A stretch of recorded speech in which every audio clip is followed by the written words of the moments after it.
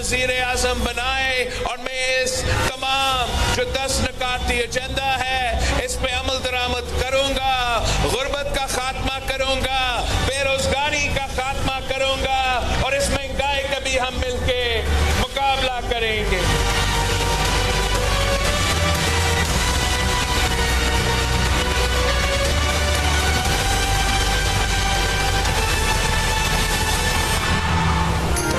मुझे वजीर आजम बनाए, मिलकर गुर्बत और बेरोजगारी का मुकाबला करेंगे। सिंध और विफाक में पीपल्स पार्टी की हुकूमत बनाएंगे।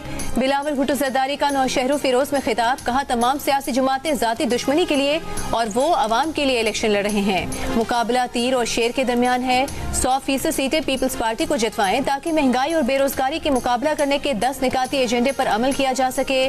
दादू में खिताब करते हुए बिलावल भुट्टो ने कहा कि आज पहली बार शेर घर से बाहर नजर आया है।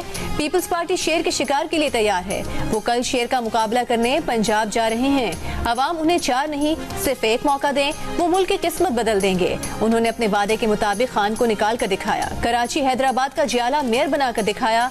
अब कह रहे हैं कि जियाला वजीर आजम बनाएंगे तो बनाकर दिखाएंगे।